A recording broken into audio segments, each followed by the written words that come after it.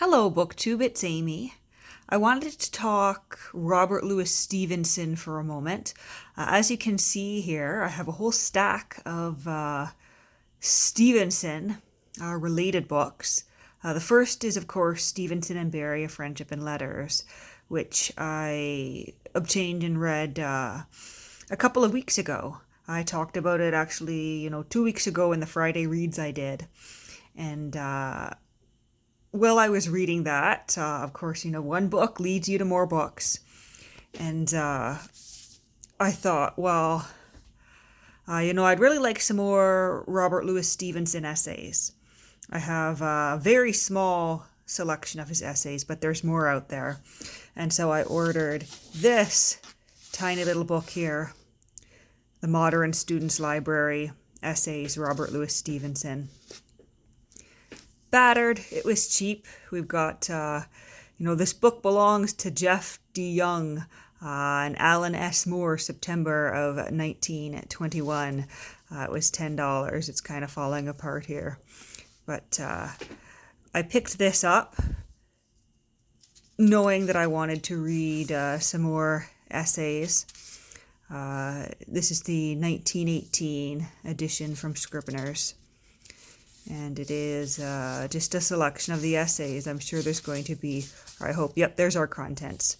So we have On the Enjoyment of Unpleasant Places, Walking Tours, Reginibus Purisque, Ordered South, An Apology for Idlers, Walt Whitman, Crabbed Age and Youth, Henry David Thoreau, Samuel Pepys, Talk and Talkers, A Gossip on Romance, The Character of Dogs, and A Note on Realism. So a collection of essays.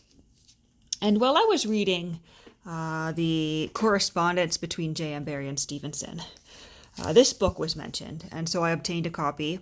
It's titled I Can Remember Robert Louis Stevenson, edited by Rosalind Mason. And this is a unique one because it's not by Stevenson, but it is about Stevenson.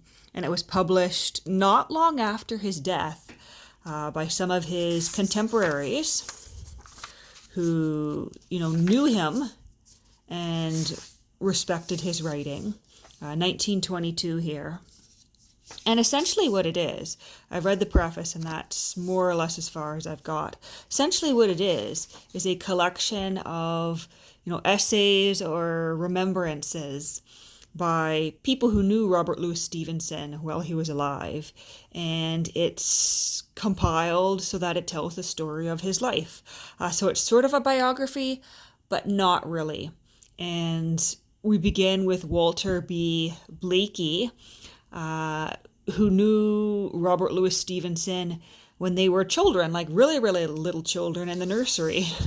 And so he tells a story about them playing together and getting in trouble. They were playing church, and they had decided to make some clerical collars out of paper, and they were scolded for being sacrilegious.